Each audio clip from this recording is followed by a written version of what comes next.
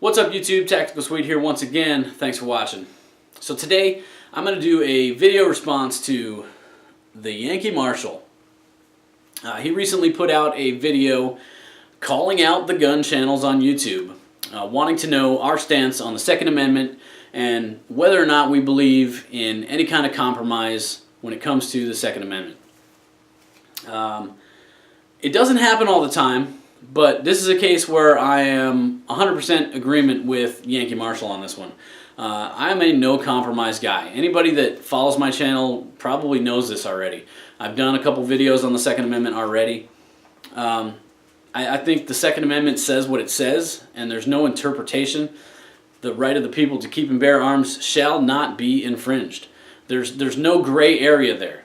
I don't care what people want to try and read into it. There's no gray area. It says what it says. So he asked a few questions. I'm going to try and remember most of it. I might miss one or two things, but some of the things he talked about was felons getting their gun rights back after they've served their sentence. Absolutely. I 100% agree with that. There's a lot of people out there that'll disagree with me on this one. But I think if you commit a crime, you get sentenced. Okay, this is your crime. This is going to be your punishment. When you finish that sentence and you get done with your prison, you get done with any kind of probation, whatever the court mandates you had to do to pay your debt, at that point, it should be a clean slate. There shouldn't be any further ramifications for committing that crime. This was your punishment. There shouldn't be anything on top of that. So finish your sentence, finish any kind of court mandated punishment, and then you should be able to start fresh and go on being a productive member of society.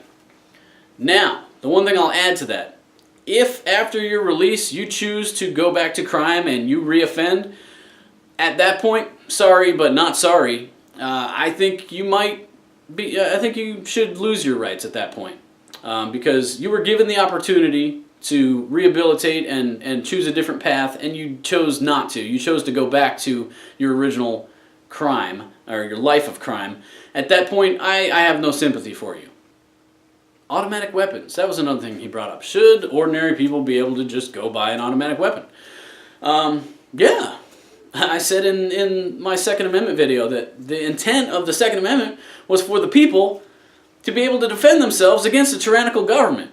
That tyrannical government in this day and age is going to have automatic weapons. So why would we not want to have the same capability to be able to defend ourselves? Another area where a lot of people will probably disagree with me. I will say this though.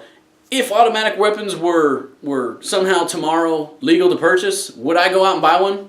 Probably not. It's one of those things where I don't personally feel a need to have one. I honestly, I think shooting full auto is a waste of money. That's just my opinion though. But if someone wants to buy an automatic weapon, they enjoy going out there and squeezing off a bunch of rounds. Hey, you know what? More power to you. Go have at it. But I think that people should have the right to make that choice. National reciprocity. That was another thing he brought up. I deal with this day in and day out. Absolutely. If I have a right to own a gun and I have a permit to carry a gun in one state, I should be able to go wherever I want to and carry that gun. In all reality, I don't believe in the permit process to begin with. If I can legally own a gun, I should be able to carry it wherever I want to. But, you know, the way it is, states issue permits. And I'm a resident of Pennsylvania. I have a Pennsylvania license to carry. But at the same time, I'm stationed in New Jersey. I travel a lot back and forth from Pennsylvania to New Jersey. New Jersey, I'm not allowed to carry my firearm. I don't agree with that. If I'm rolling around in Pennsylvania and I have my weapon on me for self-defense and I needed to go to New Jersey for something, as soon as I cross that border, technically I'm a criminal. It's not right. And it's not right for me to have to, sacrifice my own safety and my family's safety to abide by some arbitrary law that, you know, New Jersey doesn't honor my Pennsylvania permit, so I can't carry there. It's stupid. You get a driver's license in one state, you can drive in any state. There needs to be national reciprocity. The last thing I can remember, and there might be more things that I'm missing, but last thing I can remember is background checks. I personally don't find a lot of value in background checks, mainly because, like I said, what background checks are preventing is felons, convicted felons, from getting guns. As I said, I think that convicted felons, as long as they've served their sentence, should be able to buy a gun. So what is this form going to do? And the form itself is funny, in my opinion. You know, you go in there and you fill out this form, and it's asking you, like, have you ever been convicted of a crime? Have you ever, you know, been addicted to, you know, blah, blah, blah, narcotics and whatever, and, you know, have you ever been deemed mentally unstable? You know, all these questions. Does anybody think that if I was a convicted felon, do you think I'm going to answer yes to that question? Like, do people think criminals are going to be honest and say, oh, yeah, I'm a convicted felon? Like, what is the point of that form? And then, you know, they're going to call you in and check in, you know, and then people say, well, oh, you know, mental health. You know, mental health, if you're, you know, have a mental problem, you shouldn't be able to buy a gun, and there should be a background check for that. How many diagnosed cases of some kind of mental illness would you think get caught on a background check? Most people, especially with the healthcare system the way it is, most people are undiagnosed, untreated. You know, people have issues and they don't get any help for it. I could be perfectly healthy today, and then next year my life could fall apart. I could get divorced and lose my kids, and my whole life fall apart around me, and I could lose it. What background check in the world is going to catch that? None. There's the idea that a background check is going to catch mentally unstable people. No, sorry, it's not going to happen. And like I said, if you've served your sentence, you should be able to buy a gun. So the idea of background checks in general, I don't see value in it. Now, you know, a lot of people, like I said, will disagree with me on some of this stuff. Some people will disagree with me on all of it. But that's the way I feel. And like I said, I'm in 100% agreement with Yankee Marshal on this one. There should be no compromise. It is black and white. There's no gray area in the Second Amendment. And that's what I believe, one man's opinion. All right, so the last thing we're going to talk about that Yankee brought up, he asked the question, where does your money come from? With regards to your channel, how do you make your money? Where does your money come from? That's an easy question for me to answer. It comes from my back pocket. I don't have any paid sponsors. I don't do any kind of paid product placement or advertisements or anything like that. Full disclosure, I do occasionally get contacted by a company to say, hey, we'd like you to review this product. And I'll do that. But every time that's happened, I'm completely upfront with whatever company it is, and I say I'll gladly try your product out in return for an honest review. I'm not going to just say glowing things about somebody because they sent me something. I'll try it out. I'll be completely honest about it. I'll tell you the things I like. I'll tell you the things I don't like if there are any. I've done that before in my recent videos. The Vetter Light Tuck holster. I love that holster. I bought that holster. But I had an issue with it out of the box. Some of the hardware broke.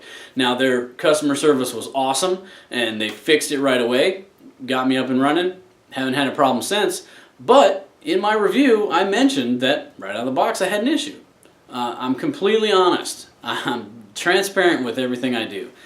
So yeah, I don't get money from anybody. YouTube in the 2+ years that I've been doing this channel, I've made a grand total of like $100 off of AdSense money.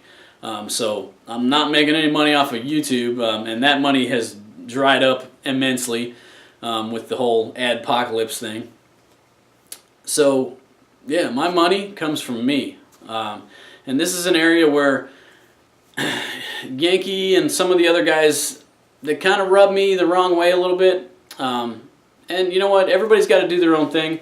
But when I hear these channels say, oh, without Patreon, we wouldn't be able to keep our channel on the air. That's a big load of crap. I'm sorry. Because at one point, you were just like me. And you were doing it out of your own pocket. You were doing it because you loved it. Somewhere along the way, you started making some money off of it and got used to that income. And now, without Patreon, it's not that you can't keep your channel on the air. It's that you would have to pay for it out of your own pocket. So there's a difference there. And, you know, Yankee saying, it's okay to be, it's okay to be a paid advertiser, but you should say so. Well, that door swings both ways. Don't tell me that you can't keep your channel on the air without somebody else's money, because it's not true. You could do it if you wanted to do it.